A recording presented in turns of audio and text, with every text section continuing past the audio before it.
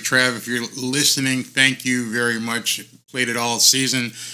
Fins Up. I believe that's the name of the song, but just loved it. I laid the video on top of it. His video was a little bit too hot to play during the show. Had some chicks in it doing some funky stuff, so I had to layer some video over that. So welcome everybody on a Tuesday night. So you guys are almost forcing me to continue doing these live shows. I don't really mind. It's fun.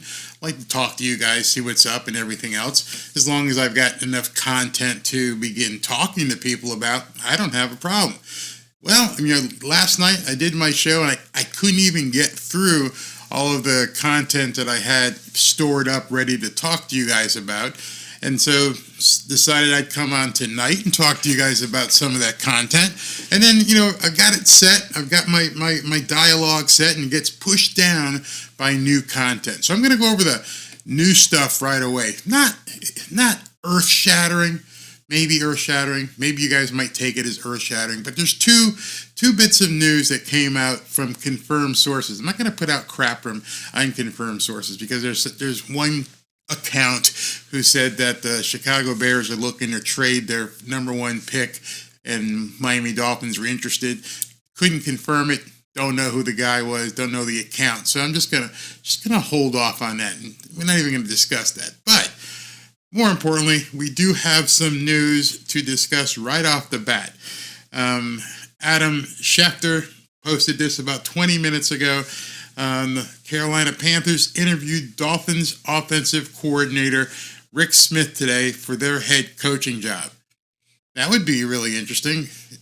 Really interesting because I don't even really know what Frank Smith does. And you guys are welcome to tell me. I understand he's the offensive coordinator, but every offensive coordinator I ever knew called the plays. They're the ones who actually, coordinate the offense.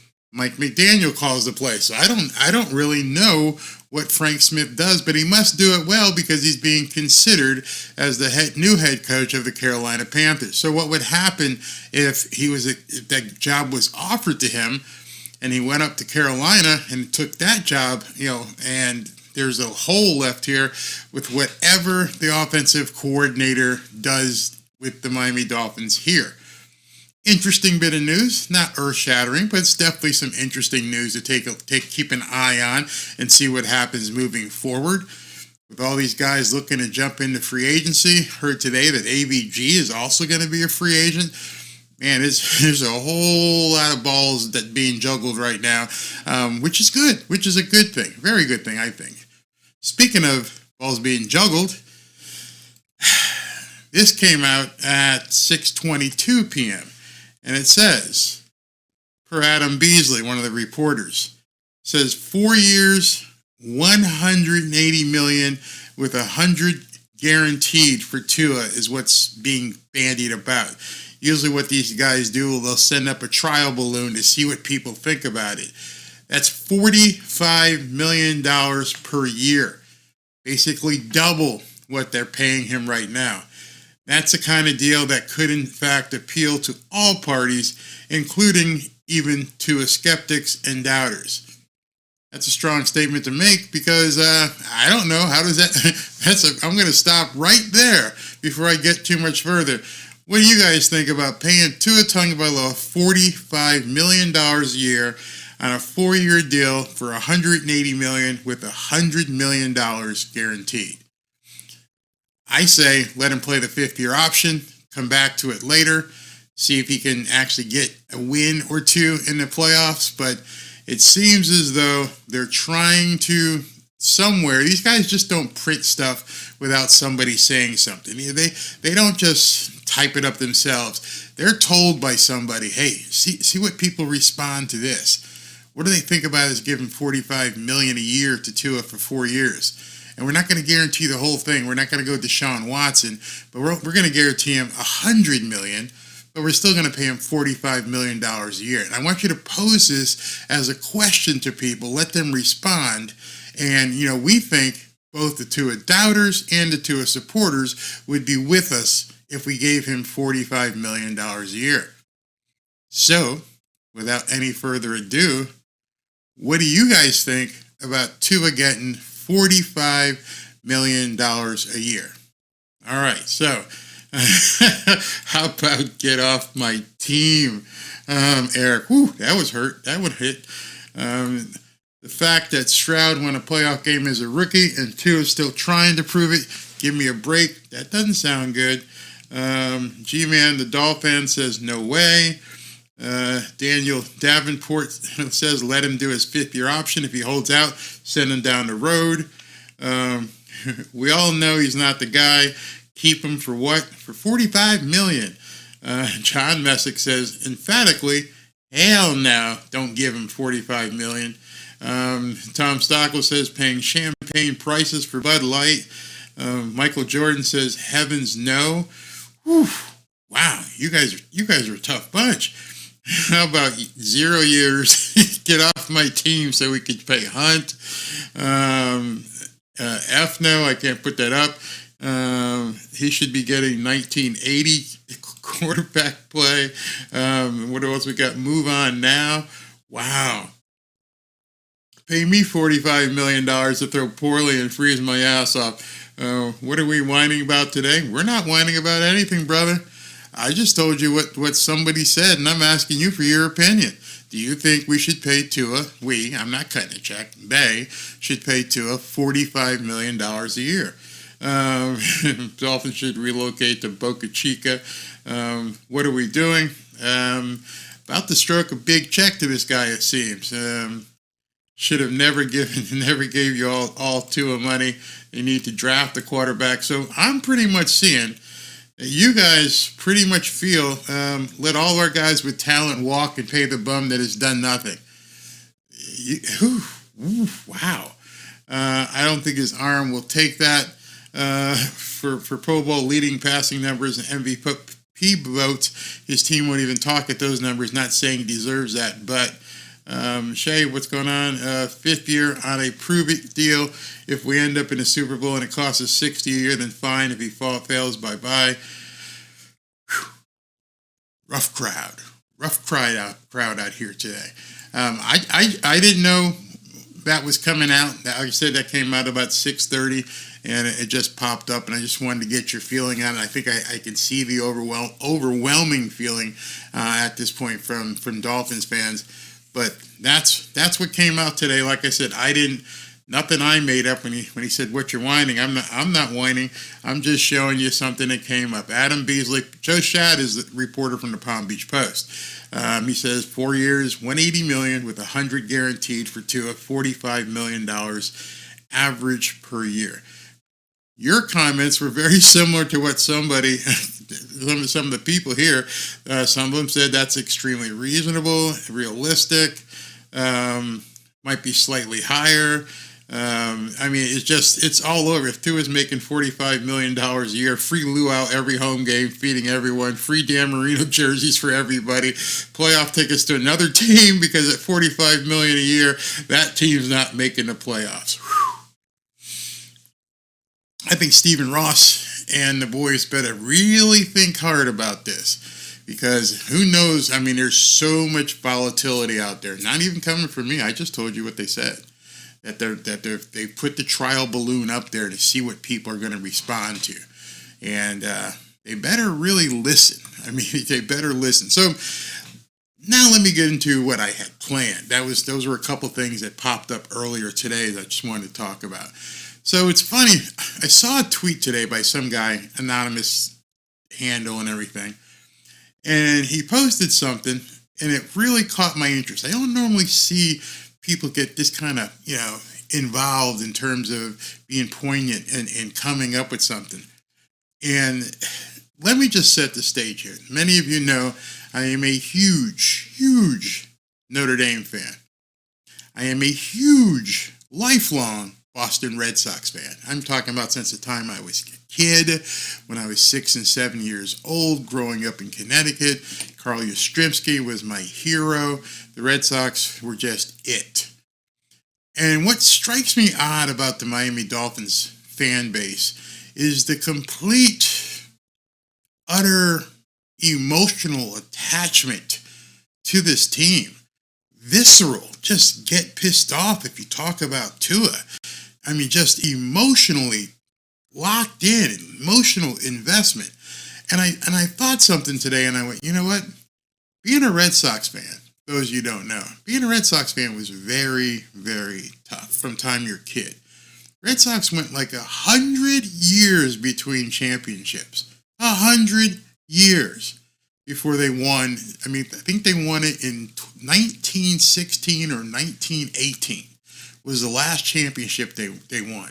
And then, about 2016 or 17, I can't remember the year, then they won another World Series. 100 years passed before the Boston Red Sox won a World Series. So most of us who are Boston Red Sox, none of us, we didn't get emotionally charged. We like to go to the games. They're fun. It's entertainment. Win or lose, you have fun up in Boston. Go to Fenway, see the Green Monster, have a good time. Go to dinner afterwards. Go home. Doesn't matter. Doesn't matter who's playing. It just wasn't any emotional attachment because you got used to it. You got used to the fact of these bums aren't going to win anything this year. And then if they do, oh, great. Everything's fine. I remember I owned a bar back in 1986, and I thought the Red Sox were about to win the World Series. They were up. The game was basically in the bag. I bought everybody in the bar a drink because it was 2 outs, and all they had to do was get one more out. Ground ball up the first baseline. This is it. We're going to win the World Series. And Bill Buckner let the ball go right between his legs. New York Mets tied it up and won. Could not believe that happened. And then at that point, it's like, hey, man, we got close. The curse is still on, 100 years. And just like people say there's a curse with Miami with the Tequesta Indians, the curse of the Bambino is what we had to deal with growing up. When the Red Sox traded Babe Ruth to the New York Yankees, they called it the curse of the Bambino for trading him to your biggest rival. And we traded George Herman Ruth, Babe Ruth, to the New York Yankees. So you just grew up just hoping, and then when it didn't happen, who cares? Just a game.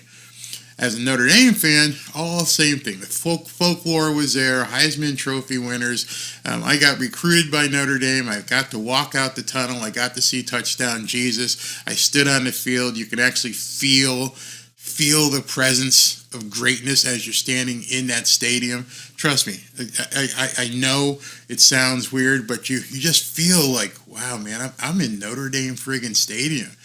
I'm standing here and I can just see the banners and you're walking through. It's a phenomenal feeling. Then nothing happens. Nothing happens. They win back in the 80s, back in the Lou Holtz days, and every single fall I wake up and go, well, let's see what we're going to do, and usually by mid-September we're done. So you don't get too emotional attached. On the other hand, you got Miami Dolphins fans who are just nuts, absolutely nuts about things. And so I saw this tweet today I want to show you, and it made so much sense when I saw it. And it reads, the Dolphins organization has been mediocre for so long that a significant portion of the fan base is experiencing Stockholm Syndrome. That's where you fall in love with your captor. It doesn't matter when you're kidnapped. It doesn't matter if your captor treats you well. Comfort isn't the goal. Freedom is. Winning seasons aren't the goal. The Super Bowl is. And I found that to be so true, that people lose sight of winning the Super Bowl. And over the last couple of days, people have made all kinds of excuses. And they're happy with that. Well, we were 11-6 or 7. Oh, we did great, and Tua threw for 4,000 yards. And, we had the number 1 passing rating. It's like they completely forgot the last part of the season and getting beat by the Kansas City Chiefs. It's already gone. And so for the next 8 months or so, I realized what's going to happen. Almost like the 5 stages of denial. You had people completely upset, burning their jerseys and everything else when the Kansas City game was over. And then the machine began. The machine began to basically corral everybody, as many people as they could, back into the fold. Hey guys, it's going to be better next year. Watch what happens next year. And I'm thinking to myself, I remember saying that back in 1968 about the Red Sox. I could see this stuff unfolding. I can see what people are writing. I can see what people are probably being told to write. And it seems like so many people don't have the vision to realize what's going on. What's going on is a psychological term called confirmation bias. Now, I don't mean to get too deep in the weeds here talking about psychology, but you have to recognize what's going to be happening over the next few months. You are going to be told, forget about what happened against the Kansas City Chiefs. It was an anomaly. It was an oasis. It was a smokescreen. It doesn't really matter. Everything is going to be fine. We're going to be a great team. We're going to be a franchise with no substantive foundation whatsoever other than your need to be confirmed, your bias to be confirmed. Let me show you something I downloaded that pretty much tells you what this is. I want you to take a look at this. Confirmation bias is basically the tendency to seek out and prefer information that supports our pre-existing beliefs. On the left-hand side in the green, you see evidence we ignore, and on the right side in purple, you have what our beliefs are, and in that small sliver in the middle is evidence that we believe. That's called confirmation bias. Want me to show you what confirmation bias is without really even trying? Last night, there was a primary caucus, whatever you want to call it, in Iowa. And Trump won, basically stomped his opponents, 52% to 19 or whatever. Immediately upon the polls and the race being called, MSC and NBC went directly into the trashing of people who voted for Trump. Why do you think they did that?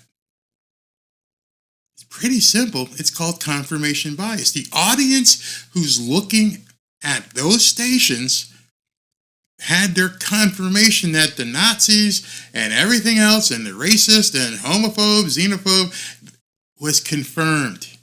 The bad was confirmed. They fed and they continue to feed what you want to hear if you're not a Trump supporter. If you're not a Trump supporter, they know what you need to hear. Conversely, the other side, if you are a Trump supporter, those guys are bad and they don't know what they're talking about, so listen to us if it's on Fox News or some of the conservative stations. Audiences are basically herded to be told through the auspices of news what you already want to hear. And people don't even realize from a marketing perspective that it's done because it's done so well. It's done with such force and reinforcement that you don't even realize that your confirmations and your biases are being confirmed on a daily, hourly basis.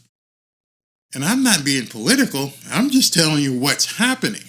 And I know just by mentioning, I know by mentioning Donald Trump's name, there are a good amount of people who just recoil just because of that. If I said right now, man, I can't believe he won, he's a Nazi sympathizer, he's racist, and he's homophobic, there are a certain number of people in here would go, yeah, that's right, that's what he is. If I said that Donald Trump is going to save this country, he's going to get rid of all these illegal aliens and put us back to prosperity, there's a certain amount of people who go, yeah, America, that's right. I'm telling you what you want to hear. And it's a part of what people in the press do because they rely upon your confirmation bias to feed your confirmation bias over and over and over again in order to build an audience. One of the reasons many people in the Dolphins fan base don't like me, because I don't buy into it. I'm just going to tell you what I see. Oh, you're trashing Tua. Really? I just told you he threw 2 interceptions and his arm couldn't get that pass. You can see it. It's not something I'm making up. Barry, don't even talk about it. Don't even talk about it? Why not talk about it? Because it goes directly against your confirmation bias. Mike McDaniel isn't a good coach. He's really blowing things. He couldn't get the communication in. He wasn't calling the right plays. He wasn't winning challenges, all of which are correct. But don't say that, because it really upsets me, because you're going against what I believe. You're giving me evidence and fact which I don't accept. Bingo. The tendency to seek out and prefer information that supports our pre-existing beliefs. There are channels on YouTube, Miami Dolphins channels, that will tell their audience everything they want to hear. They will never go against the family, as in a Godfather reference there. They will not talk about the family negatively. Why? Because they know their audience doesn't want it. They know that their audience tunes in because they want to be patted on the shoulder. Tell me everything is going to be all right. Tell me Tua is great. Tell me Mike McDaniel's the next coming of Don Shula. That's what I need to hear, and they give it to you. Meanwhile, hopefully, I've found an audience who can discern and understand. I'm not being negative. I'm telling you the truth. And it's funny, because when you hear the truth, it can sometimes piss you off. Sometimes you can't believe people are actually telling you the truth. And it shocks you, because you've been told so much over here that confirms your bias, that when you hear truth and it's shown to you, it's shocking. I can't believe you're saying this, Barry. Nobody's saying this online. Okay, let me show you this video. Let me show you this video of the defensive back from the Kansas City pounding Tyreek into the dirt. He was more physical. He beat him. You didn't see that going around. Why? Because they don't want you to see it, because it's not something you want to see. So Barry, now that we've understood that, understand what's going to happen for the next 8 months. The memory of Kansas City is going to be driven into obscurity. You will not hear much of that being talked about. Everything will be shifting in the next couple weeks to everything's great, we're going to be better, and we're going to win the Super Bowl next year. And some of you may even participate in that. And so what I'm going to be doing on this show is showing you, okay, like last night. What are you going to do about this, and this? What are you going to do about Wilkins? What are you going to do about AVG? What are you going to do about Connor Williams? What are you going to do about Tua? Oh, you're going to give him $45 million? Okay.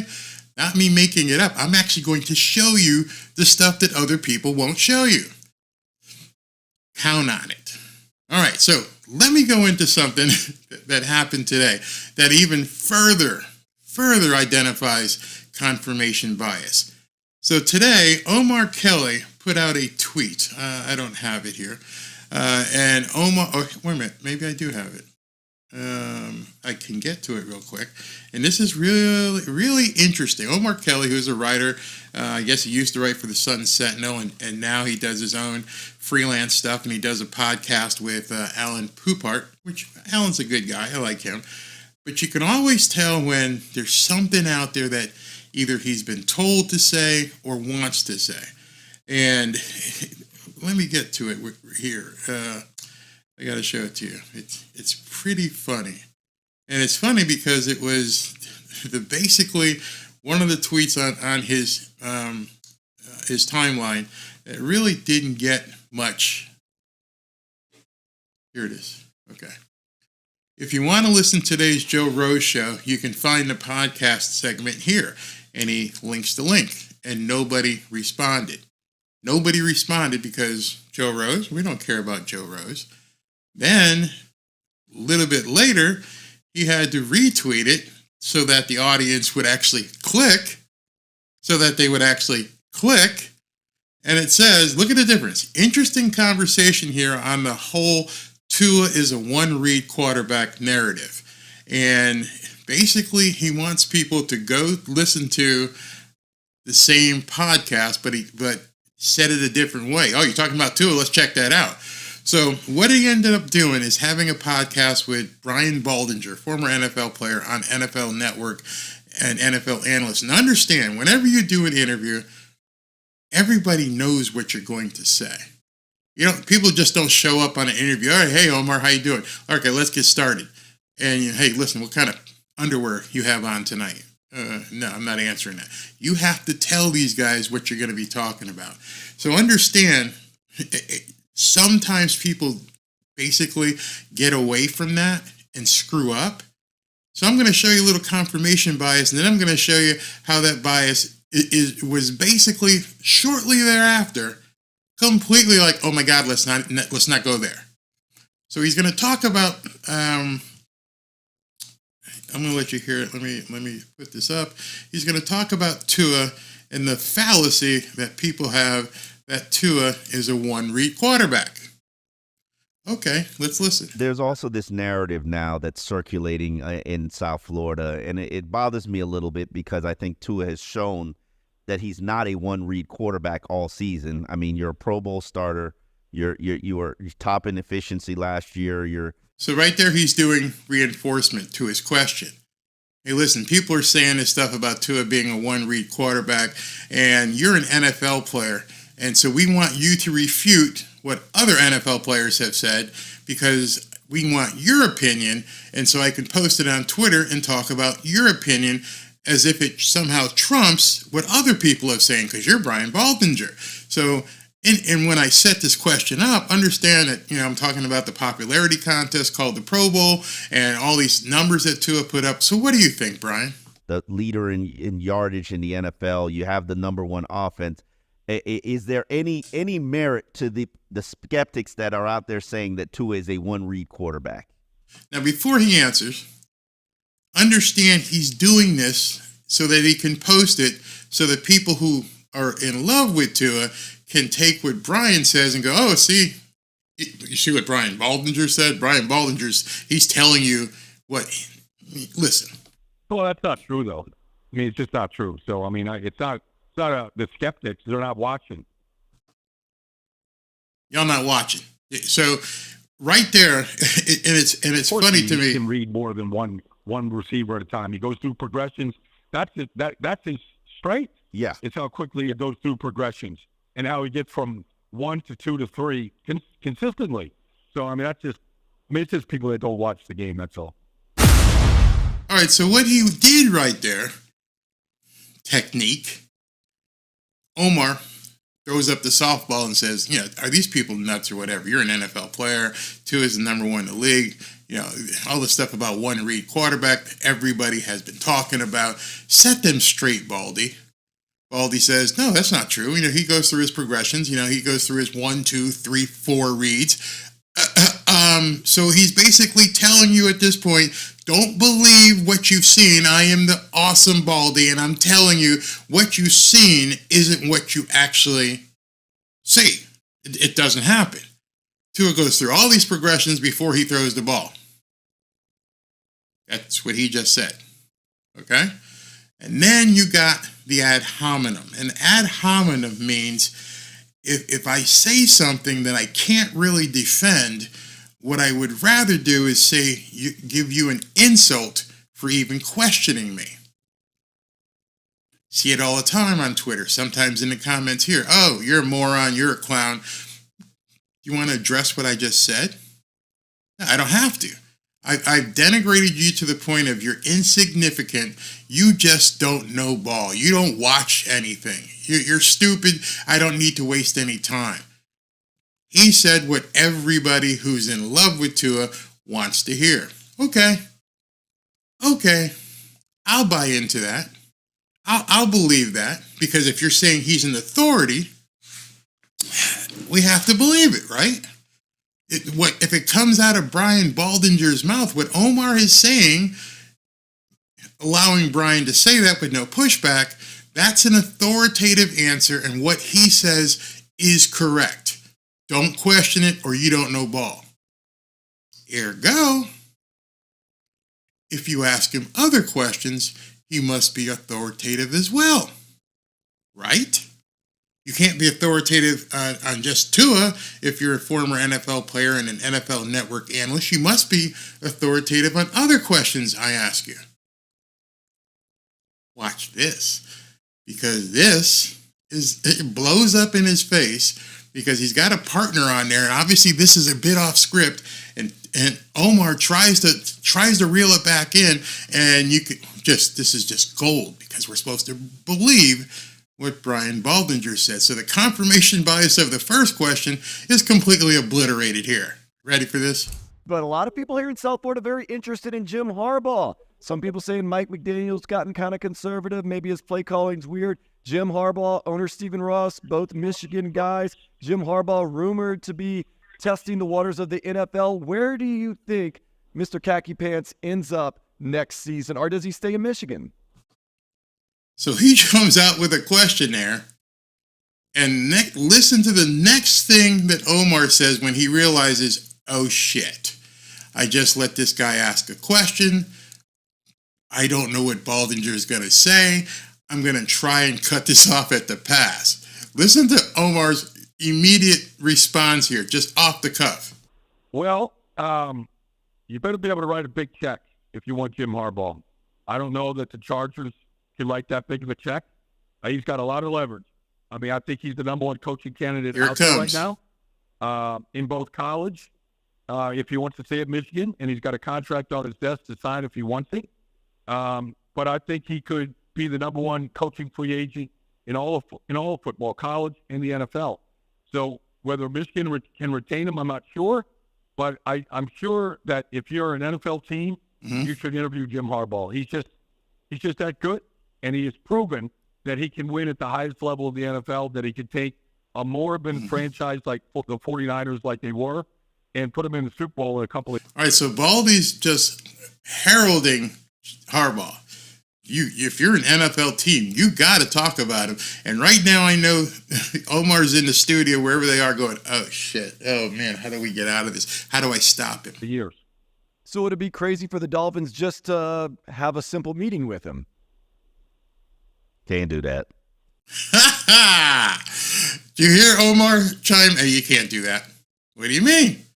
Brian Baldinger, who you just said was an authority, just started talking about Jim Harbaugh is the guy. Every NFL team wants to talk to him. You better talk to Jim Harbaugh. You got the money. Talk to Jim Harbaugh. This is me, Brian Baldinger, NFL Network analyst, former NFL player. You just asked me about Tua. You said I was great with the answer there. I'm giving you my answer here. You don't like it?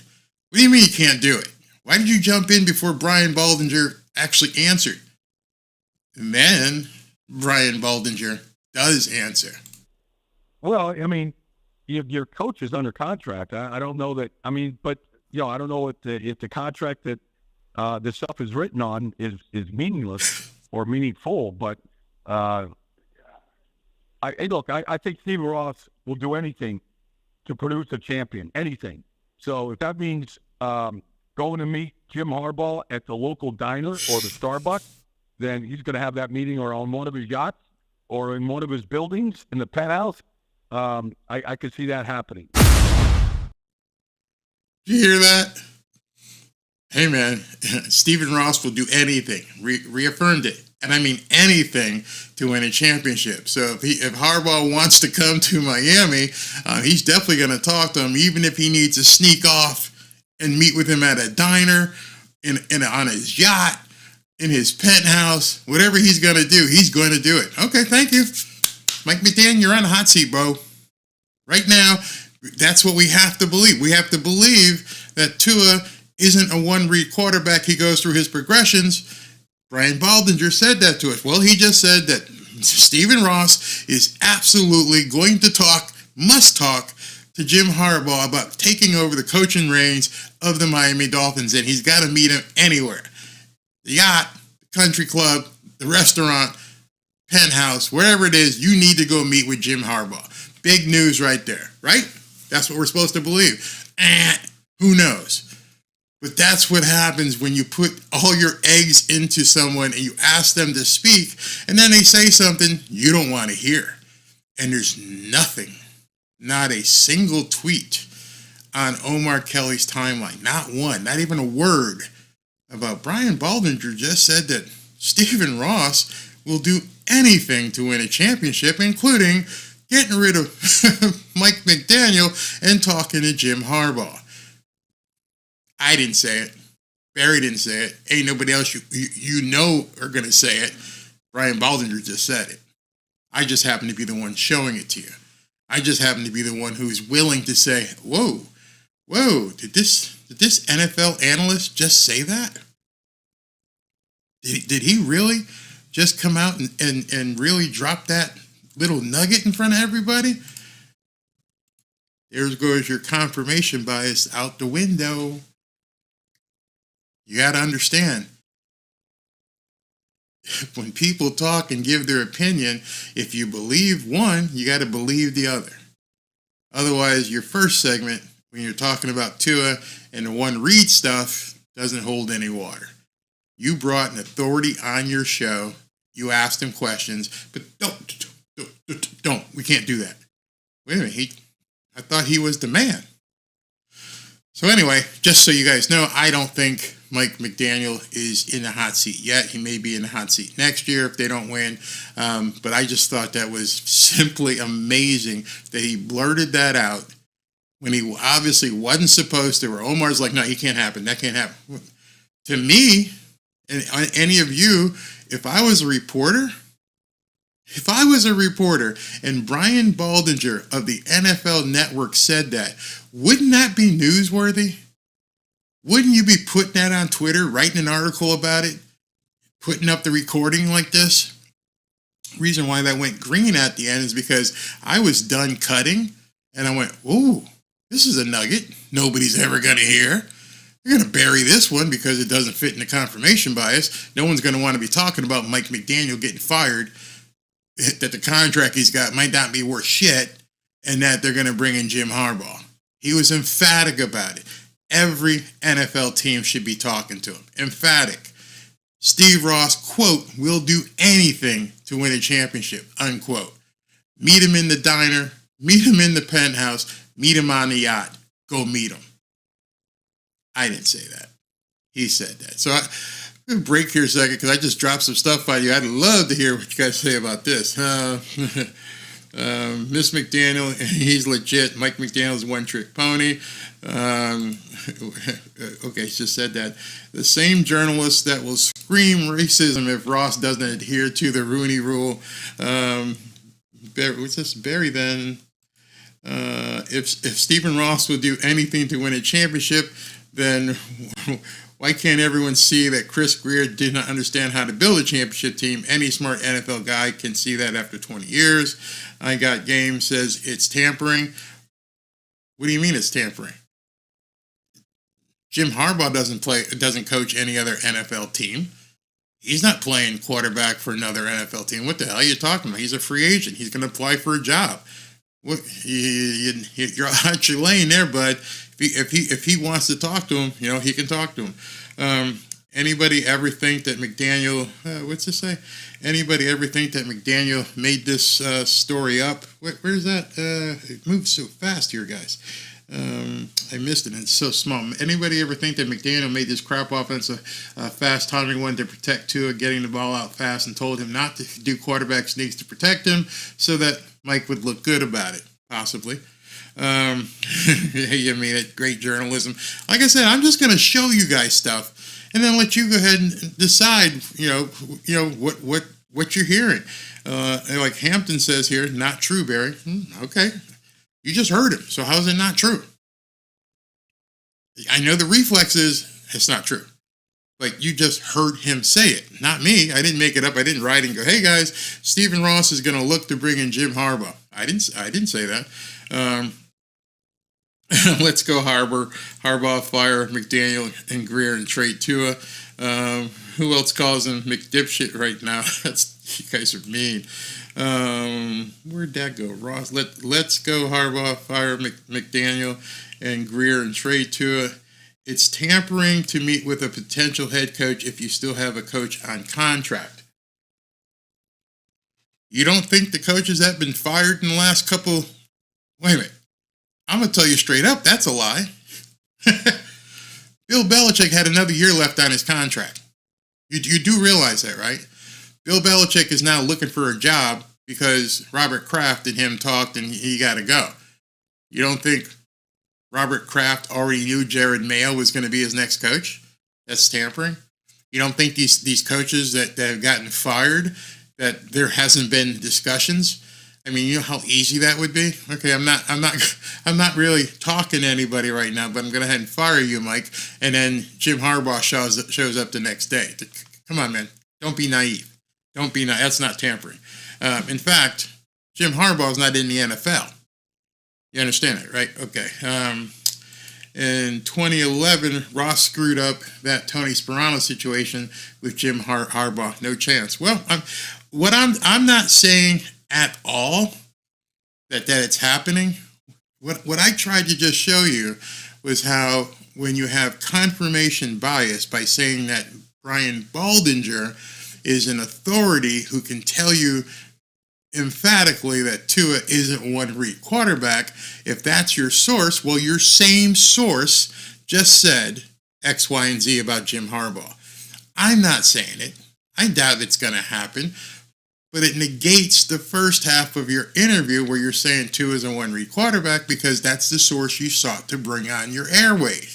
You sought to ask him to validate your confirmation that Tua is not a one-read quarterback.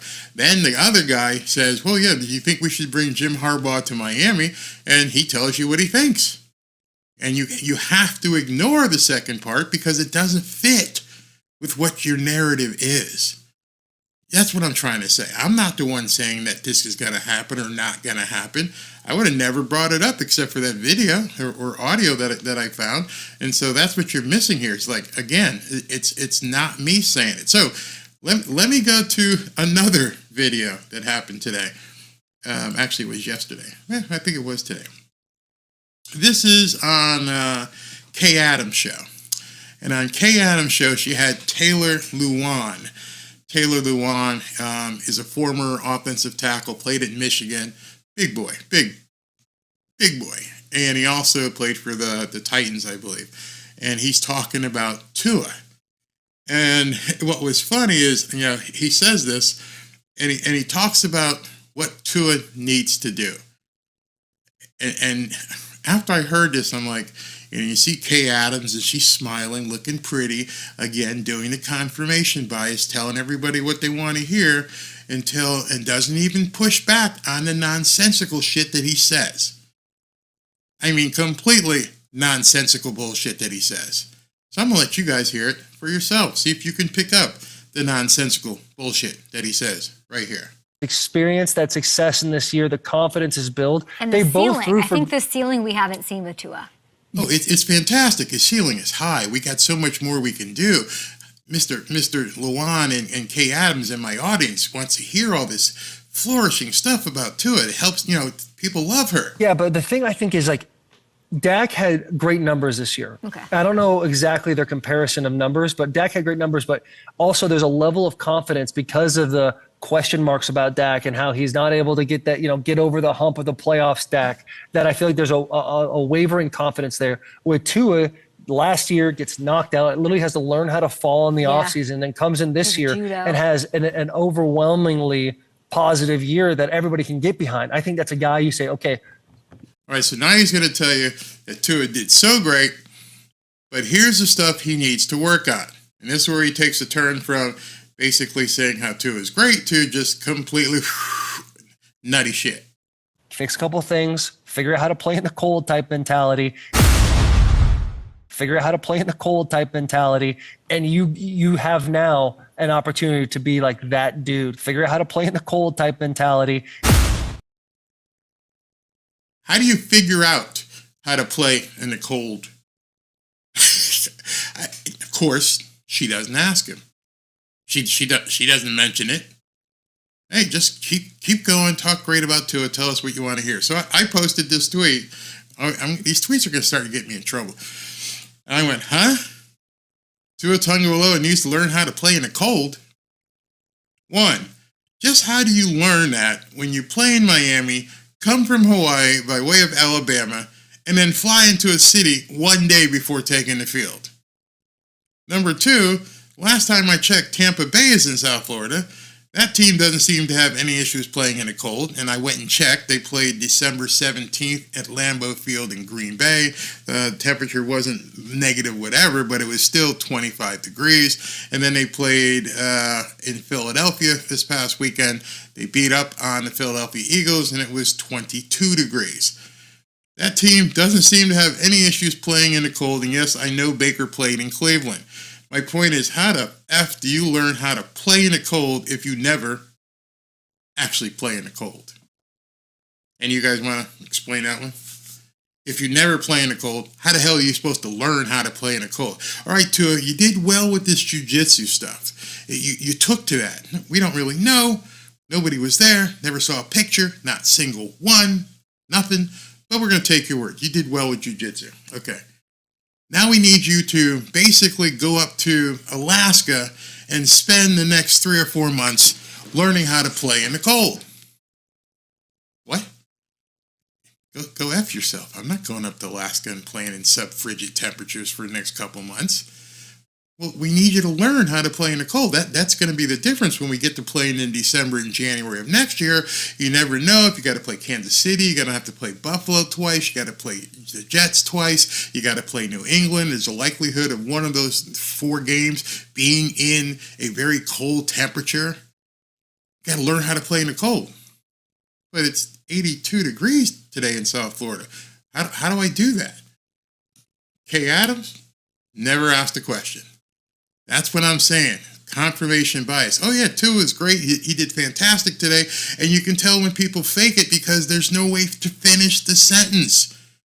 And nobody ever pushes back. Excuse me, Taylor, that's a great idea.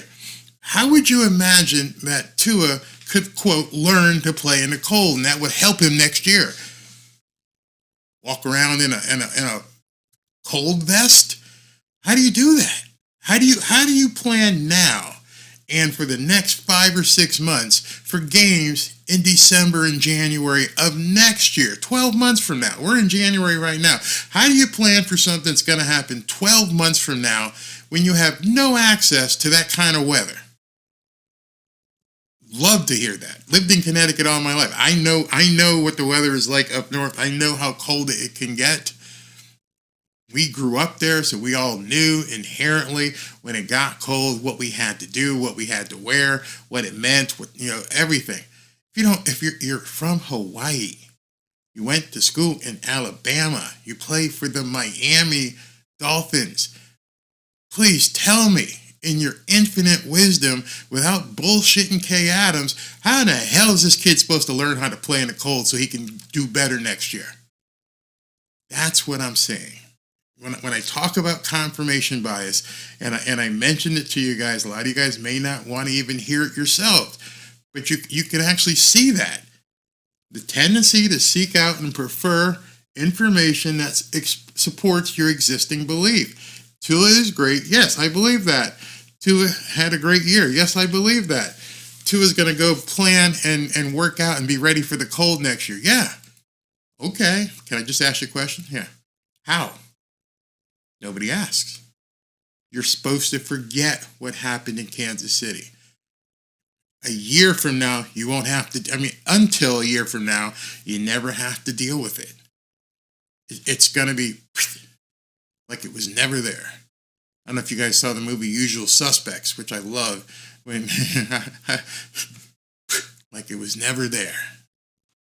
Kaiser Sose. Kaiser Sose. Well, this is Kaiser Sose shit because nobody wants to answer those questions because they just get confirmed what they already want to hear. And now, as we're going into, Super Bowl time and then mini camp and all that stuff, things will just reappear in South Florida, in sunny Miami or Miramar, wherever the training facility is, and guys will be in shorts and t-shirts, and you will forget what happened in Kansas City, and then nobody will ever ask again, hey, Taylor, how the hell do you practice for Lambeau Field in January? Tell me how you do that. That's what I'm trying to say. That's what people don't like me talking about. You guys think I'm full of shit? Answer it yourself. How do you plan on practicing for the later part of the year next year? when you live in paradise, basically. We walk around in shorts and t-shirts most of the year. It's cold maybe a week or so for the most part. And even then when it gets cold, most of the time, once it gets to about 11 or 12 o'clock in the afternoon, we're back out there with t-shirts and shorts anyway. We're back in our heated pools. I'm sure Tua's pool is heated. He's out on the golf course.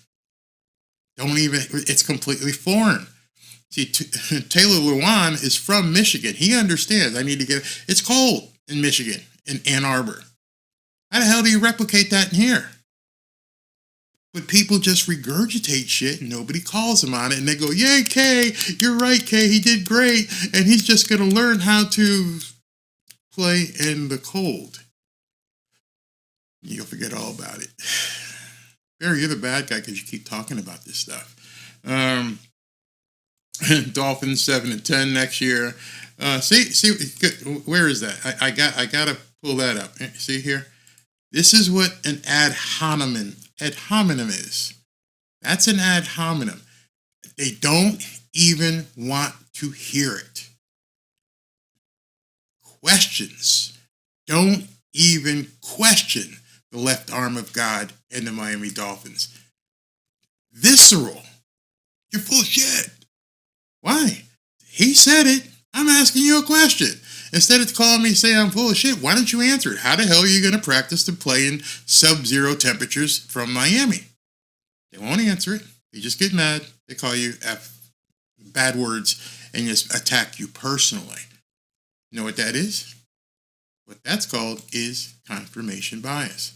They can't help themselves because there's no way for them to answer, and they don't like the fact that you even had the audacity to bring it up. And so those kind of comments sitting there, and I see them all the time, and I realize you need some psychological help.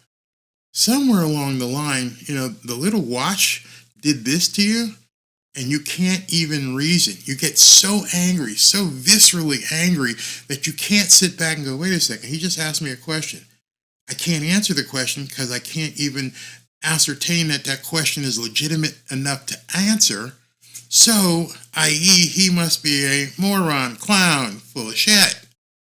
You see what's happened with this fan base? You see what these people are talking about? You see how they react? I see it all the time. Why do they need to practice for sub-zero temperatures in Miami? The Dolphins have won plenty of cold weather games in the past. You are full of shit indeed. How'd that work out this year? Just let me know. You guys realize what you're doing right now, right? What you're doing by saying this stuff is showing everybody everything I've said is absolutely correct. Your confirmation bias won't even allow you to answer, won't even allow you to think about things. That's how bad things have become. I just prefaced everything by saying this team has to play in Buffalo, New York, New England, and Green Bay, amongst others next year. You go to Lambeau Field in January, and you let me know how it's going to work out. You pissed at me all you want. I don't care. Well, we have lost it. Yeah, exactly. So pursuant to that last visceral response, we have lost the last 11 games in the cold. Which game did we win in the cold? He's going back years. He's skipping he's skipping right now because he has to confirm his bias by saying it happened in 2009. That's what happens. Have Tua train in the ice rink or something. Yeah, they need to get rid of the ping pong tables. Hey Malby. Yeah, thanks. I love when people are doing this, especially when they're putting these kind of comments out there, is because you guys can see it yourself. It's just I didn't say it. Taylor Lewan said it. How can I be full of shit? Taylor Lewan said on K. Adams' show, Up in Adams, hey, listen, he needs to learn how to play in the cold. My question was, how do you do that? I'm full of shit. He said it. Maybe you should say, Taylor, you're full of shit. You can't learn how to play in the cold. Can't do it. Keep your head up, Barry. Most Dolphins fans are idiots. I'm glad I'm up in Wisconsin. Yeah, it's cold up there. Do me a favor, guys. Come on, show some love and click that like button. Let's see here. practicing in the cold is one thing. Having the arm to throw in those conditions is another. You're absolutely right. Wisdom Warriors said, I watched Tannehill lead the Dolphins to a victory in the snow in Pittsburgh. Tua wouldn't be able to do that. You know where Tannehill played college? Tannehill played college in, College Station, Brownsville, Texas A&M. It's kind of chilly down there. Definitely gets chilly. Our quarterback played at Alabama and lived in Hawaii. What are you going to do? It's not just cold. It's in bad weather to begin with. I want to see how he'd perform in a wet, rain, mud, all that. Well, there won't be any mud because of how NFL fields are so manicured. But wet and rain, yeah. Again, how about cold, wet rain? How about like a sleet? You know, where it's biting you. It's cold in Kansas City at that last game, but if you guys have ever played in sleet and that shit's hitting you and it hurts, does not get cold in Brownsville. How much you want to bet? You want to put your account on there that it doesn't get cold in Brownsville? Come on, boy. Cold in okay. You don't think it gets cold in College Station, huh? Down where Texas A&M. So the game I saw Texas A&M playing in the snow was an aberration. Just didn't happen. Again, you need to go check yourself there. Tua said it's just a mindset, and he still embarrassed himself because his mind wasn't set. Whatever mind over matter shit he thought he was going to do didn't happen. Didn't happen. I mean, I can show you a video. You guys will crack up. This video was posted today, and I just had to shake my head. And I wasn't going to show it, but, since some of these guys are bitching at me, I'm going to just show this play so you can get a load of this yourself. All right, so this was a play that ran, and it says, premise, Tua and the Miami Dolphins weren't prepared for the cold. Exhibit M, because I've had so many exhibits, on a possible touchdown, Tua one-hops a 10-yard pass to Achane. All right, so let me go ahead back here and pause this so you guys can see it. All right, so we can start this. Every time I do these plays, people get pissed off at me because I'm exposing something. All right, so at the line of scrimmage, Tua does indeed call a hot route here. Watch everybody. Boom. Tua calls something. Everybody acknowledges. They all acknowledge. They say, yeah, we heard you. We're going to go. We're going to do what you want us to do here, Tua. Let's go. What do you see here? Well, I see single high coverage up top. I see two deep. And you know what? We're going to put Achane in motion and run a screen. And here comes Achane coming across the field. And Tua does a fake. And right here, you can see the only person who is even in the picture is the linebacker at about the 45-yard line, but you've got a man to block him. If Achane catches this pass, it's likely with his speed he takes it the distance. Tua bounces it to him. 10 yards away. Just so you know, Barry, how do you know it's 10 yards? Well, hash marks on an NFL field are basically 18 and a half feet apart. 18 and a half feet, that's 6 yards. 7. Then you figure between the numbers and the hash is another 18 feet, another 6 or 7. So you got a 10 or 12 yard pass, and he bounces it. But notice, nobody talked about this today. None of you saw this probably. Immediately, look at what Tua is doing. I can't zoom, but immediately after the throw, he looks down at his hands. I'll play it from the beginning in real time so you guys can see it. He makes the call, brings Achane in motion, does his play action, bounces that ball right there. Just bounces it to him. And then when you look at what Tua does, he looks down at his hands. Immediately down at his hands. So how do you prepare for the cold if you're not used to playing in a cold and this kind of shit happens? You bounce the ball. People won't show that to you. They just won't show it to you. I'll show it to you. You're going to get pissed at me again for showing you? I have to. I have to show you the things. And I would have said this to Brian Baldinger. Hey, man, he's perfect. You just said that Tua isn't a one-read quarterback. So I have a question, Mr. Baldinger. On the same play as Achane's coming across, Here comes Achan. So he can read and go through progressions, right? So he's not a one read. He does this. How come he's not looking at anybody else? That's not predetermined? I mean, he doesn't even look at the tight end. Doesn't even look at him. Boom, I can hit him. He doesn't look at, I guess this is Tyreek coming over the middle. Here comes Tyreek. Look at Tyreek. So I would just ask. So if he's not a one-read quarterback, why did he turn around and just throw that predetermined play to that halfback over there when obviously there were people open? I can do that all day. I can do that all night. Just nobody wants to hear it. So anyway, that's, call me full of shit, but I can show you. I got receipts too, man. All right, so somebody says, look at Tua's numbers in December and January. They're absolutely horrible. They are. Tells you another potential problem. His throwing mechanics not good in these temperatures. If they pay him, I will never watch the Dolphins again. Been watching since 1972. Everything you've been saying for months is exactly what I told everyone. I get flamed for saying it and even pointing it out, but you're right.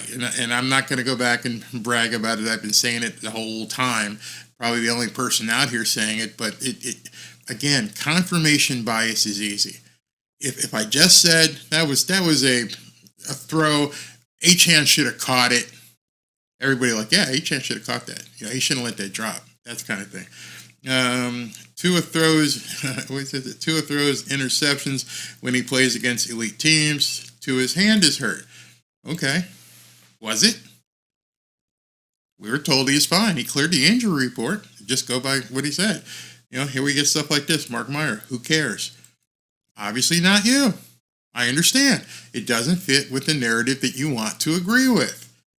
Whenever you're shown something of truth, this is the type of response people like you give. Who cares?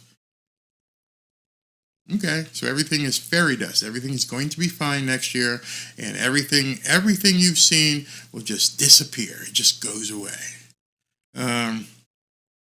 That's true. I feel they obfuscate to avoid embarrassment, which is so stupid. Fitzmagic. That's funny. If Fitzmagic stays a starter, we go deep into the second playoffs. He's going to punk us if we trade him. No, but Barry, 2021 Tua would have won this game. I firmly believe that Tua would be an elite quarterback if he had his 21-20 mobility. This is not the same QB I knew and defended. Exactly. I said that yesterday. I didn't change. He did. The guy I saw would have hit that pass, would have been running, would have been doing all kinds of things, but something happened. And I think Mike McDaniel has kept it. Do I think Russell Wilson is better than Tua? I don't know if he's better than Tua. All I know is that the system that Mike McDaniel put together and the weapons that Mike McDaniel has on the field can be modified based upon a quarterback's abilities. Do you have to throw 2.5 seconds if you don't need to because you're worried about the guy getting sacked? I don't know. I think. Well, put it this way: you can change this entire offense like that. It's a Shanahan tree. It's a Shanahan offense. He had to do this to protect Tua. Brock Purdy takes deep drops. Brock Purdy will take 3, 5, 7-step drops, mostly 3 and 5. You'll see it. Brock Purdy will take off and run. Why not? Why is it that this is the only offense and people think it has been, it's just some super duper unforeseen offense? Well, obviously people figured it out because they realized what he was doing to protect Tua. So I wouldn't be surprised if next year he says, Tua, get your ass in shape. We're gonna go run a real offense. Not this zippity doo-dah shit that you've been doing all this year. So thank you. People saying no other quarterback would fit in the system is nonsense. With a mobile quarterback, you can run whatever you want. Anyone who says that to you, that Tua is the only one who can run this system, the response to that would be, well, he's the only one that has to. You've turned this team basically upside down because of Tua's abilities or lack thereof. If you had even a Brock Purdy or a Lamar Jackson or a Russell Wilson, you wouldn't have to run these plays. You just wouldn't have to do it.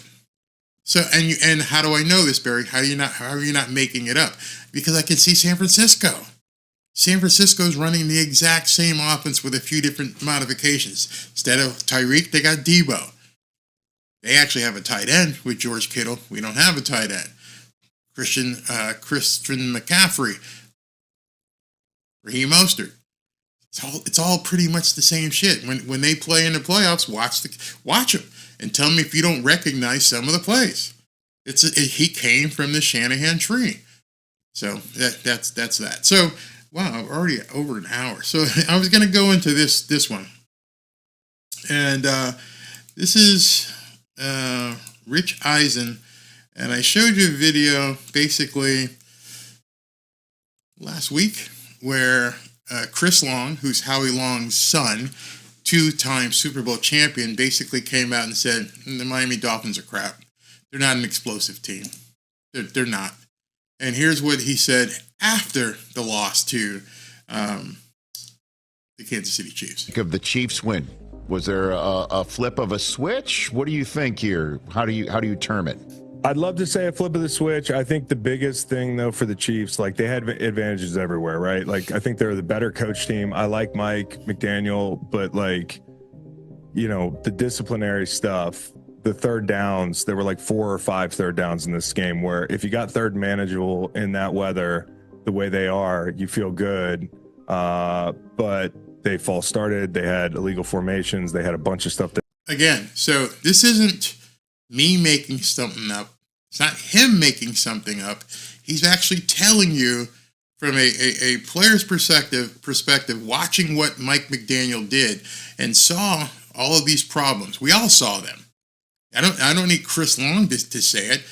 I'm just showing you what people are saying. The title of this video is The Roast because of like what the different media people say, but they back it up. There's some opinionated guys like Colin Cowherd, but you got a player here telling you who told you before the game what the problem was, and now he's talking to you about it, what happened after. Knocked him back. They also just didn't seem to be, and I know this is so cliche and I hate it, but they didn't seem as ready to play in the cold as Kansas City, you know? They weren't ready to play in the cold. I showed you the video I don't know if I showed you this. This would be funny to get this up here. So Tyreek, everybody saw Tyreek get beat up on the line of scrimmage.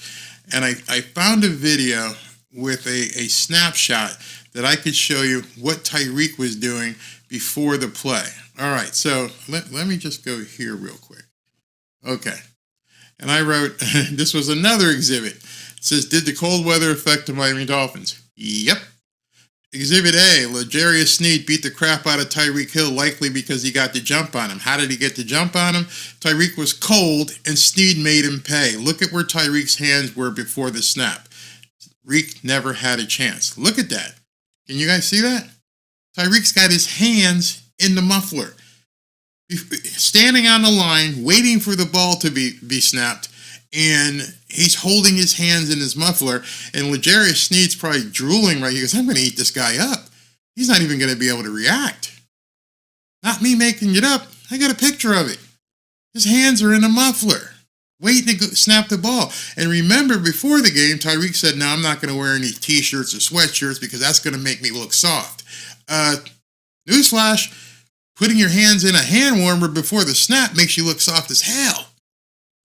This guy jumped you and beat you over and over and over again, and you're worried about being cold with gloves on. You weren't prepared to play in the cold. You just weren't, and so that's what happened. You know, like one of those plays after false start, I think on cheat on a 3rd and 8. I posted this. It was the only thing I saw on the play. Was L'Jarius Sneed with those long ass arms reaching out and put him on Cheetah and then, you know, pushing him down into the ground. Like that was the best jam I've seen. It was obviously one of the best jams I've ever seen. He just completely destroyed. I mean, just manhandled Tyreek.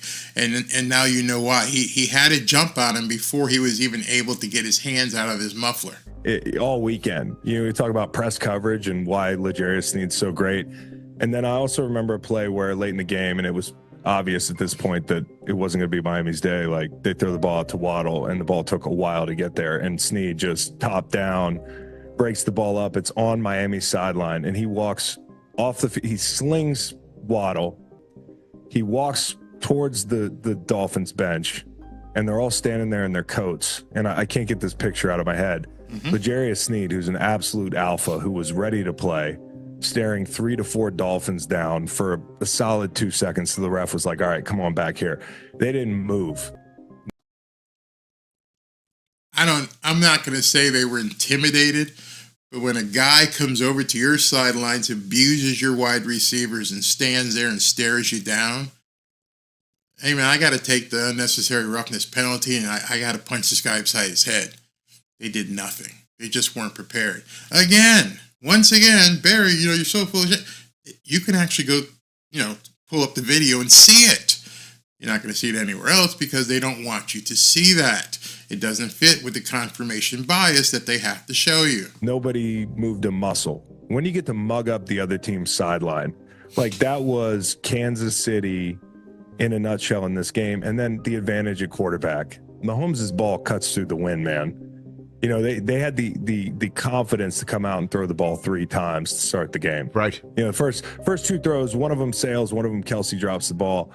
I remember this vividly, them zooming in on Patrick, and his face was kind of like, damn, this is going to be tough, huh? But, like, here we go. He had the arm to muscle through the weather. McDaniel called all kinds of plays to basically hide to him. And he proved why he's, the best quarterback on the planet, the past 5-7 years in this league. And the other guy, Tua, I don't want the other guy, Tua. Come on, Chris. It ain't that bad, is it? The other guy, Tua. I don't want to drill this thing into the ground, but people are now catching up to, is he the answer? I don't know. I don't know the answer to that. But overall, if you couldn't run the ball here, you weren't going to have a good day. And they couldn't. Kansas City's more physical. Kansas City's more disciplined. Kansas City has a better quarterback. Not a shock to me. We've been talking for an hour and 17 minutes. I could keep going with more media stuff. I don't want to basically bore you guys with it, but the sentiment is the same. The sentiment is the team wasn't prepared. The team wasn't physical. You got beat down. You looked like you were uncomfortable. You didn't want to be there. People said the team looked like they were more worried about staying warm on the sidelines and bundling up Tua so that he would feel okay. Make sure that little Tua was okay so that he wouldn't be cold. They weren't prepared to play. The media was basically incessant, except for the guys who had to participate in helping the local media go with their confirmation bias. Luckily, there was one guy, and he's probably the senior member of, I'd say, the media here in South Florida, and he understands his integrity is more important than kissing ass. And he's been around so long, probably like 30 years, he's not in danger of somebody pulling his paperwork away from him so he doesn't have access. And here's what he wrote, and I love it. I don't want to hear any excuses for 7 underwhelming offensive performances in 7 games against playoff teams. Look at the 7 seeds in those playoffs. Steelers 3 times scored more points than Miami did in games against playoff teams. Green Bay scored 27 against Kansas City. And he wasn't done. He goes, I ran all the numbers, and here's one that should concern everyone. The Dolphins had 71 possessions in their 7 games against playoff teams, including against the Chiefs. They scored 12 touchdowns in 71 possessions with 10 turnovers. Not me saying it. You probably haven't heard anybody else say it. Barry Jackson dropped that information. This team was not prepared. This team can't beat good teams. This team couldn't play in the cold weather. The other team scored more points against some of these playoff caliber teams. And there's no denying it.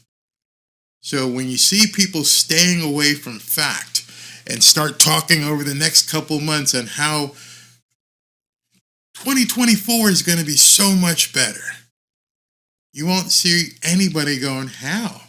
How are you fixing the shit that was broken? How are you going to make sure, and how you have to understand, what are you going to do from the start? What offensive lineman are you going to bring in?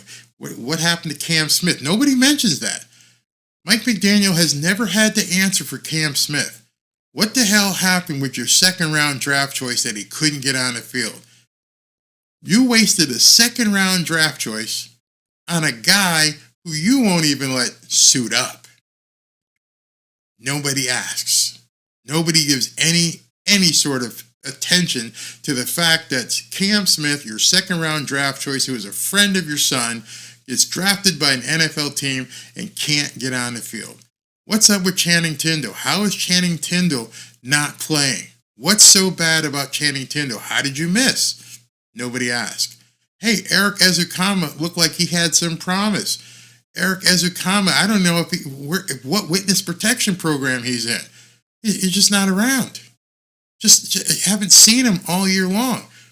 Why did it take so long for Chase Claypool to get acclimated, and why did he not get acclimated and catch more passes? Nobody asked those questions. I'm going to keep asking them. I feel like if you don't, you're allowing things to just fester and go on without getting any answers.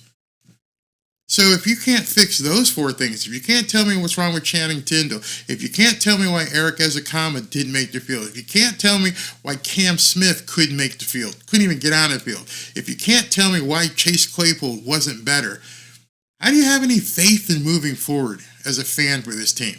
Oh, that's right, it's faith. It's blind faith. It's confirmation bias.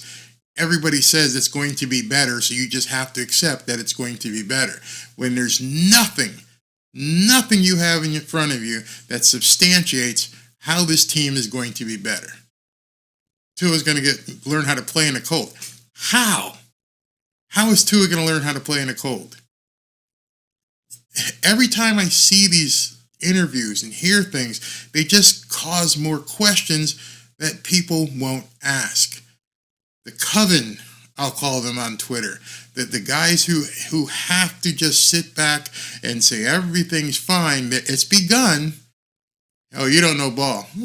Well, okay, if I don't know, tell me what happened to Cam Smith. I'm stupid. Some of you guys have told me I'm full of shit. What happened to Cam Smith? I'll wait. Tell me. What happened to Eric Ezukama? What happened to Channing Tindall? They were healthy for the most part. Nobody wants to answer those questions. They don't expect you to ask. Don't ask. What are you going to do? Did you hear the story that one of the guys that they signed off of Walmart that was supposed to be one of the edge rushers this week? This one blew my mind. This one would have caused me to put hands on the guy. They signed him off the street. The guy named Houston, I forget his first name, Justin, I think, used to play for Kansas City. He's celebrating with the Kansas City Chiefs after the game with the Miami Dolphins. How does any coach let that happen? Did you even know that? Did you know that? Let me see if I can find it. Maybe nobody's even told you that. Houston celebrate. Let me see if that even shows up. And it came up. I'd have to find it, but yeah, this guy Houston was celebrating with the guys from the Kansas City Chiefs because he played with them. How Mike McDaniel? How did you bring a guy whose character was, I'm just here, I'm a mercenary, I'm just showing up right now, and I'm celebrating with my old buddies at this point? I don't know. Hey, man, Tua, why did you ask Patrick Mahomes for his jersey after he just stomped you? Don't ask. He likes too many questions. And now you want us to think that paying Tua is $45 million a year is the answer. Okay, good luck with that. He's got a free flight to celebrate with his homies. Did I ever read the headline? Yeah, I read the story. I don't care. You play for me. You need to be with your boys, especially if you have any inclination of being back here. They're a pedestrian team. You can tell who really wants to win and who's there for a check. You're absolutely right. You have to spend time in the cold, not just a few days. Yeah, it's foolish. There's no way you can learn how to play in the cold. You just can't. That was nuts. This organization is a shit show, and they get away with it because the overwhelming amount of people, as you've seen some of the comments in here, don't dare ask the questions. You just can't do it. It's not part of being a real fan. You're just a casual. So you're telling me that a real fan, a loyal fan, is somebody who just goes like this and goes, Miami Dolphins, and you don't care what's happening. I'm a fan of the Miami Dolphins. I'm just an objective fan, and I want to see more. I want to know that they're going to be better. Chris Long, he just said it to you. They got beat up. They weren't prepared. Anybody can see it. Why don't the people here acknowledge it?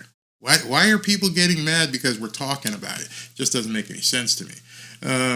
What Skylar and others do when what Skylar's and others do when Tua went down? Now, you know how people say you don't know ball? When you say something like that, that actually shows you don't know ball. Skylar and Teddy and Mike White this year are subs on this team. So I'm going to ask you a question. Do you have any idea? Can you have any inkling how many reps the second and third team get with the second and third team players get with the first team offense throughout the season? I'll wait. Let me know if you know how many reps they get to practice within the offense. I bet you don't know, because nobody tells you that. So it's easy for you to repurpose some of this confirmation bias bullshit by saying, well, we saw that, Teddy and Mike White and Skylar couldn't really do much with this offense. They didn't practice it. It wasn't built for them. It was built for Tua. Come on, man. You got to do better and just think about these things instead of firing off stuff at the cuff and going, bring it. But when you get asked the question back, have the answer. How many reps throughout the week do the second and third team quarterbacks get with the first team offense? We should have went with Skylar. So Red Sox 4 World Series this century. Yeah, so I'm used to it. I'm good. I love the Red Sox. I got a Red Sox hat sitting right there behind me. I don't know if you guys can see it. Yeah, it's down there on the bottom. There's my Red Sox hat right there. Yeah, but I just come used to it. Man, they ain't going to win this year. Who knows what's going to happen? You traded Mookie Betts to Los Angeles. All the good players get out of Boston and go sign big contracts elsewhere. And I don't know if they're even going to be competitive in the next 3 or 4 years. Still, that's my dog. Still love the team. Still a fan. Realistic. Still a Notre Dame fan. Every single September, I sit up and get ready for the Golden Domers to hit the field. And then usually within the first month or so, I'm like, okay, it's over. But now it's different. Now it's different. Because now with the college playoffs, that no longer will be the deal. Now I won't have to say, oh, it's October 1st and they're out of it. Now you can play yourself into the playoffs. So it's going to be a little bit more interesting this year coming up. Love to see what happens. I guess it's better when we suck. It shows our loyalty. Oh, yeah, you know it. Let's go Knicks. That's what I'm saying. If you apply your same emotion and feeling to the Dolphins that you have for your other teams, and you realize, yeah, man, it's kind of over the top for the Dolphins. I feel you. Coming from Connecticut, I know all about the Knicks. I saw Willis, I'm going to date myself here. I saw Willis Reed come out the locker room with 2 bum knees and get out there on the court and lead his team with Clyde, Walt Frazier. You know what I'm talking about. I got game. You know exactly the game probably I'm talking about when Willis Reed came out the locker room. That's the kind of shit. And if they haven't won in 30 years, all right, I'm still a Knicks fan. I ain't cutting my wrist and bleeding because, they haven't won anything. Who's this? Brian, go Red Sox. Brian Bella is good. New next Pedro Martinez. There you go. You went back a few years. Baseball been very, very good.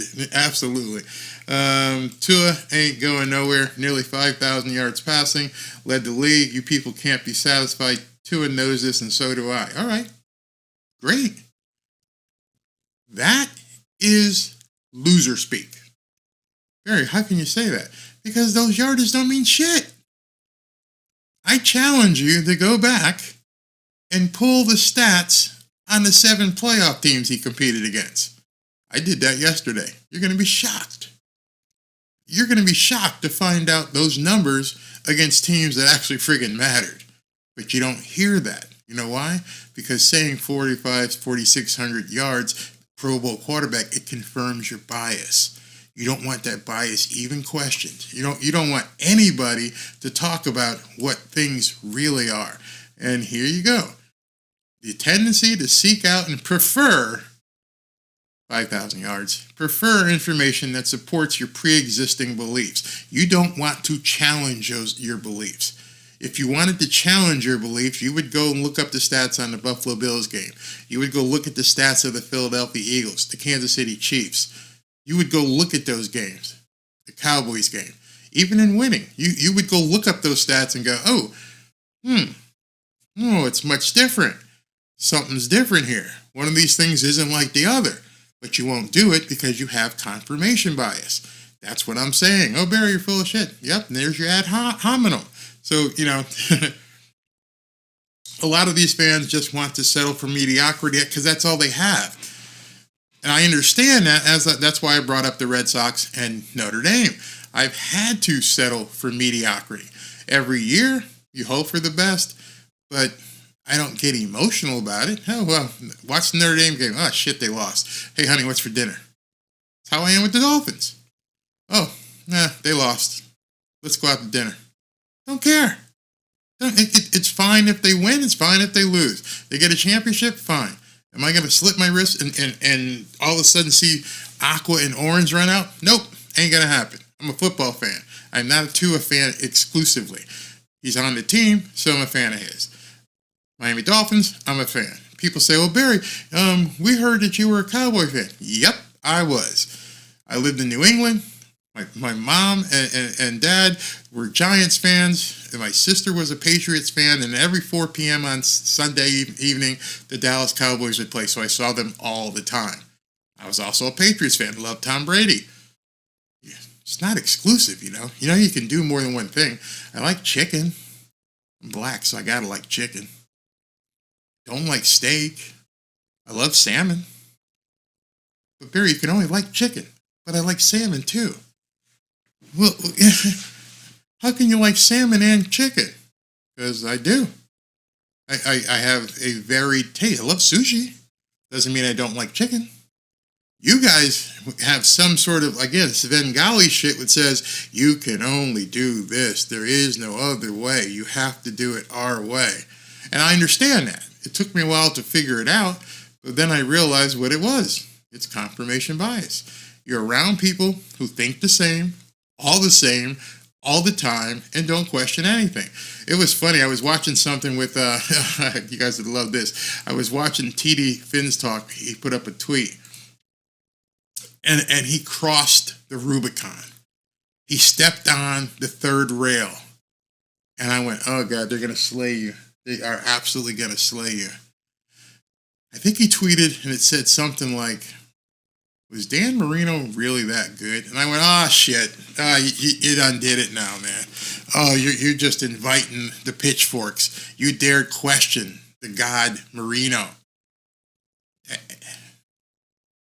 He was right. Nobody is allowed to question Dan Marino in Miami. Nobody. They didn't win any Super Bowls, right? So, he's got 50,000 yards. He's got the gold jacket. He's great. I wouldn't question Dan Marino. Not me. I wouldn't question him because he's earned that respect. Dan Marino, as far as I'm concerned, has earned the respect. He's got the gold jacket. You get the gold jacket, shut up. There's no questioning. I am not going to question a Hall of Famer. Jameis Winston threw for 5 yards. Oh, yeah, I'm going to question him. He ain't got no gold jacket. He doesn't get the automatic pass, the express pass to respectability. That's just Jameis Wilson. These guys that wear the gold jacket, they earn respect from me. Anybody in that Hall of Fame, they earn that respect from me. So I'm not like that. I just couldn't believe he touched that third rail. Tua choked in college and one playoff win. Drew Brees won Super Bowls, and experts would prefer to take Dan Marino in his prime before they select Drew Brees in his prime.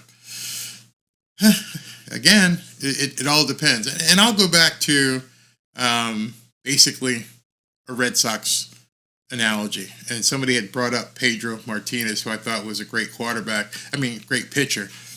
And I'll go back and remember when I used to see a guy named Jim Lonborg who had an amazing curveball, or Bob Gibson who had an amazing fastball. This is way before you guys many of you were even born. And you understand what greatness is and how things are great. And what makes somebody great, and I'm going to end with this, what makes somebody great isn't what they're doing now, isn't what they're doing last year. It's a sustained amount of excellence. Is Tua Tagovailoa great? Hell no. He has not performed in a sustained period of time with excellence. Could he be great? Absolutely. I cannot say, I don't have a crystal ball and say some quarterback, any player, cannot be great. But in order to have that kind of visceral response, I think you should be talking about greatness. My first baseball glove, and I can still remember it. I got it on my birthday, on my 7th birthday. And it was an all-star baseball glove by Spalding. And it commemorated Carl Yastrzemski winning the Triple Crown. And I can't remember all 3 of the numbers, but in the glove, it said 44 home runs. I remember that. And then a whole bunch of RBIs. And he played sustained greatness for years and years and years. Hank Aaron, Willie Mays, years and years and years. That's what this is all about. You get to a certain point where you can't debate it anymore. That's when I know somebody's great. When you can't challenge what Joe Montana did. You can't challenge what Jerry Rice accomplished, or Calvin Johnson, or Gale Sayers, or Sweetness, Walter Payton. You can't challenge it. There's no room. There's no wiggle room. There's no argument. There's no confirmation bias because the proof is right there. Right now, people are so starved for something here in Miami that they're willing to latch on to anything. They're willing to say, forget Kansas City. Next year, we're going to be fine. Everything's going to be great. You guys have seen these videos where these guys are screaming, throwing shit, all upset because the Dolphins got eliminated. And I'm like, dude, it's football. You have to wait for greatness.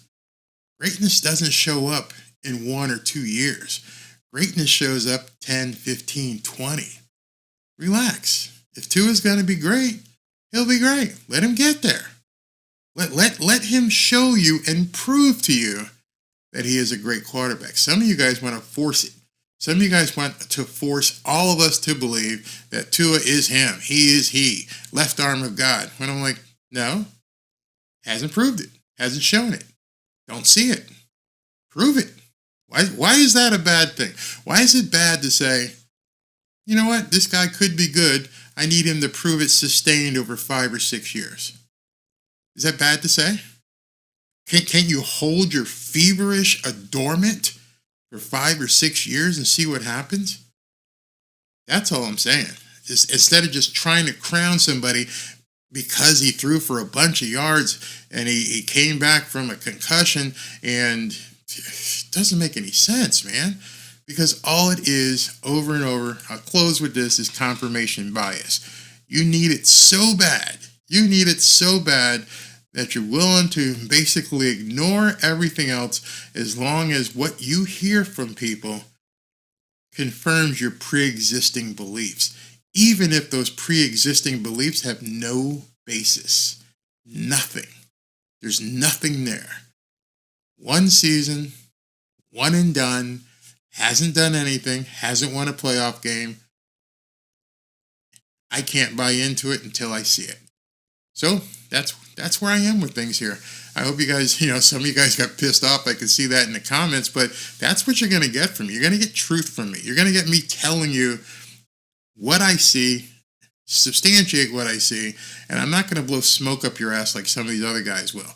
And does that mean Barry's going to be wrong? No, I'm just saying I'm waiting for it. Tua may come back next year, be fantastic, and win the Super Bowl. But he hasn't done it. So there's no coronation. There's no way I'm bringing the crown and saying, this is you, Tua. Not going to happen. And it ain't going to happen on Mike McDaniel either. I mean, he's going to be on the hot seat next year. You guys might as well get used to it. Like I said, I don't think Jim Harbaugh is in the equation this year, and then he'll be taken by somebody and be off the market. But I did say to you, if I was Stephen Ross, this year is the year of the coach. There are so many coaches out there. There are so many big-name coaches out there with credentials. Not some guy who used to be a run game coordinator in San Francisco. I'm talking guys with Super Bowls in their resume. You know who they are. Don't have to go through them again. So if I was going to make a move, watch what happens with Jeffrey Lurie in Philadelphia. Let's see if he makes a move. Watch what happens with Jerry Jones in Dallas and see if he makes a move. You're going to see some moves happening because this is the year to make those moves. Next year, who knows? You may have to get someone who's a coordinator on a team right now that wants to elevate and who has proven themselves. How do you think you get most of these people get coaching jobs? Mike McDaniel, I think, is the only coach who hadn't have any proof because he wasn't even a DC or an OC last year. The year before. He was a run game coordinator, not the offensive coordinator. So I don't know why Stephen Ross went that low on the totem pole. Maybe because Chris Greer thought he could control Mike McDaniel, and we've seen some of that stuff in the presser. But if Stephen Ross were going to take a big swing at somebody, it would be a huge swing. Because whatever he would do, that person is going to want full control. There is no way these guys would answer to Chris Greer. That'd be a joke. We're thinking about talking to you. You think you want to take the head coach job? Are you keeping this Greer guy? Yeah, no, not interested. Don't even talk to me. You watch where Belichick goes. If he goes to Atlanta, full control. Wherever Pete Carroll goes, full control. Jim Harbaugh, full control. I'm not answering to some schlub. I am that guy. And so I don't think they're ready to do that yet. So I don't think I have no proof, but I just don't feel like he's probably going to give him another year and then see what happens. But I can't believe they'd give Tua $45 million. All right, guys. Well, thanks for enduring me again tonight. Love having you guys come out here. Do me a favor before you go. Come on, show some love and click that like button. And I don't know. We'll see what happens. Maybe I'll see you tomorrow night. Maybe I won't. But news just keeps happening. And again, I couldn't go through all the videos. I had 2 more to go through. One with Colin Cowherd and one with Shannon Sharp. But you get the gist of things. I don't have to put those back up again because you get the gist. The media is roasting Mike McDaniel. They're roasting Tua, and they don't see what's going to change. And the only glorified stuff I see is from people like Taylor Lewan and other people making up stuff and have no ability to have anybody push back. So just keep your eye open for that.